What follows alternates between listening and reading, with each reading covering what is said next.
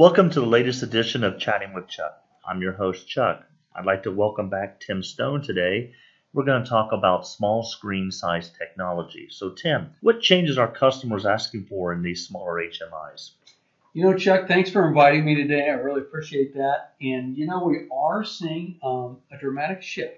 It used to be that the small screens, and I'm talking about, your 3.5 inch, your 4.3, your 5.7 and 6.5 inch screens is what we used to see in the past. They were all 4x3. Usually those were what we call button replacement panels. In other words, customer had a discrete button or a light or something like that. This was a way to kind of modernize it and make it look a little more modern and put a touchscreen in, maybe some basic information. But you know what? We're really seeing that change, and we're seeing a lot more applications being built into these smaller screen sizes. In the past, you used to see that kind of primarily in building automation or maybe even in, some remote test equipment or something like that you put inside a case. But now we're seeing these panels show up in all kinds of places, and they're coming up in different sizes. The other change that we're seeing dramatically is, and I think it's a product of our more modern world. We all have tablets, and we have smartphones now.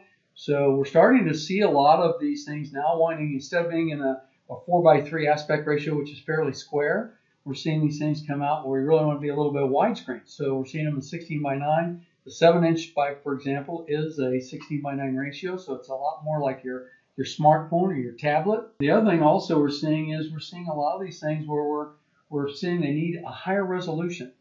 And they want to see, they're going to start putting a lot more detailed information because they're starting to do things like swipe and pinch and rotate. All the stuff you do with your smartphone and your tablet are now showing up in these applications so that the end user is starting to use this a whole lot more like they use the devices they use every day, their smartphone and their tablet. So we're seeing a lot of that, and we're seeing a lot of changes come down the pike in the applications and places where we see these things. So we're seeing a lot of that change too. Well, Tim, I know there's this resistive and PCT touch. What's the difference?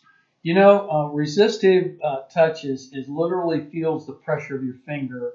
And we see resistive touch was a little bit older technology, but it works well where the end user would have a leather glove on or have a cotton glove, something thick on. And then projected capacitive touch is actually what you have in your tablet or your smartphone.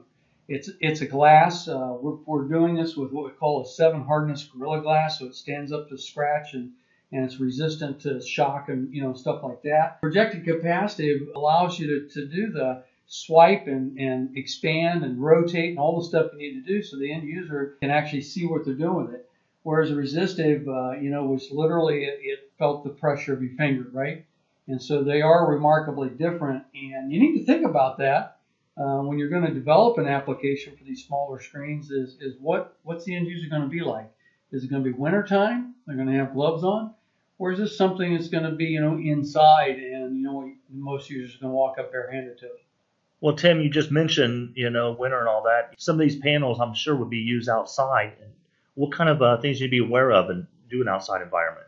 That's a good question, Chuck, and let me kind of walk through a few things briefly to talk about that. We're actually seeing a lot of these small screens now show up in outside environments. I'll give you an example. Just saw one we did an application for a customer for a car wash, and they have a touchscreen outside for you to do an automated car wash. Instead of, driving up and having an attendant or something like that, you can come to the car wash at 3 o'clock in the morning and do a touchless car wash and interact with the screen and choose whatever you want. So now in these outside environments, there's a lot of things to think about. Well, first and foremost in the outside environment is this thing going to be in a direct sunlight environment? And we're starting to see that. And if it's direct sunlight, you need to have what we call a higher nits ratio. In other words, it's going to need to be in the smaller sizes, at least 800 nits or above. And what nits is, that's a luminance and it's a brightness. But likewise, the other thing that's new is contrast ratio.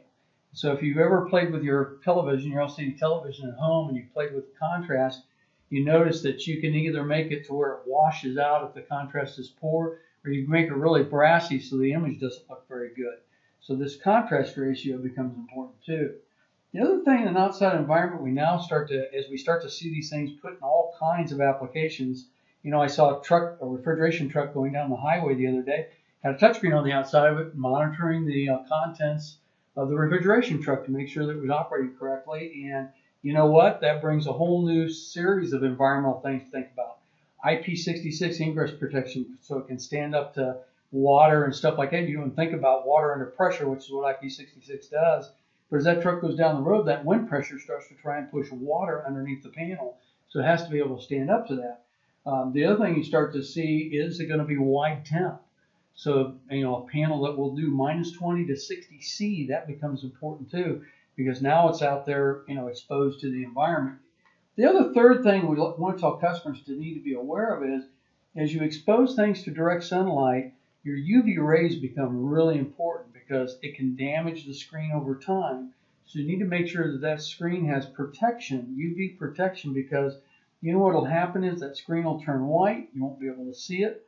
So that's something we're starting to be aware of is you need to make sure that there's UV protection now, and if you're going to put this thing in an outside environment. And so that's something a lot of people kind of forget about. Guess what? You can actually get UV screen protectors just like you do for your phone, your smartphone, or your tablet, and protect yourself so that investment you have, it doesn't go bad in just a couple of years. Well, there's a lot of things to think about when you're on the outside of environments, but what about, is there been any new development like in EOS or the applications? Chuck, I'm really happy you asked me that question because we have seen a major shift here. We've seen a lot of new applications come up, but more importantly, everything used to be kind of a Windows environment. It had to be Windows, and Windows 10's out, right? So we're seeing a lot of that, but guess what?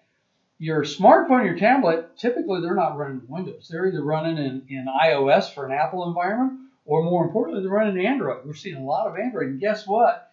On these smaller panels, because they really are kind of like a tablet or like a smartphone, they want to see that Android application environments, and in a lot of cases, they're just kind of serving up web pages at whatever that is, right? You have a little web server somewhere built in, and you just want to serve up web pages at it. And guess what? Android is really good at that. And oh, by the way, there's a whole lot of Android developers out there developing all these smartphone apps and stuff. And guess what? We're starting to see them spill over in industrial automation and develop applications in industrial automation. So, someday you might go to the Google Play Store and find your latest industrial automation app in an Android environment. So we're really seeing that. We're also starting to still see Linux development as well. But this Android has really been exciting. We're starting to provide that on a lot of our smaller panels these days.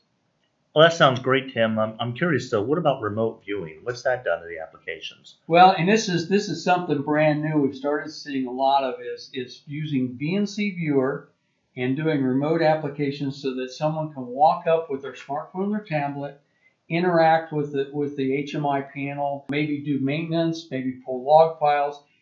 And we're using a new technology called Near Field Communications, or NFC, so that you literally have to come within a certain range with your tablet or smartphone, and via NFC you're going to be able to transfer data back and forth. It does a couple things really good. It provides security, which has really become important. The Equifax breach was a real problem for people, and that's got people in our industry woke up about it.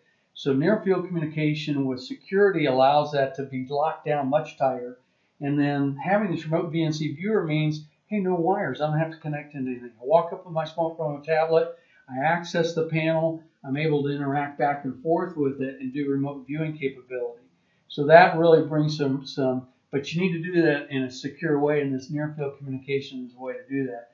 The other thing we're also seeing this is, by doing some of these new Wi-Fi technologies that we're working with, we're starting to see ways to do new applications out there for customers. And these new applications are going to really drive the small screen technology business. We're seeing this show up in remote vehicles. We're seeing this show up in these new remote robotic, forklift trucks. We're seeing it show up in just a lot of new technologies. So remote application viewing is going to be paramount to these new technologies. And you know what? It's an exciting time to have a small technology business out there in these small HMI panels. Tim, I do appreciate you taking a few minutes of your time to talk about small size technology and HMIs. I really do appreciate you doing that. This has been Chatting with Chuck. I'm your host, Chuck. Please stay tuned for further episodes.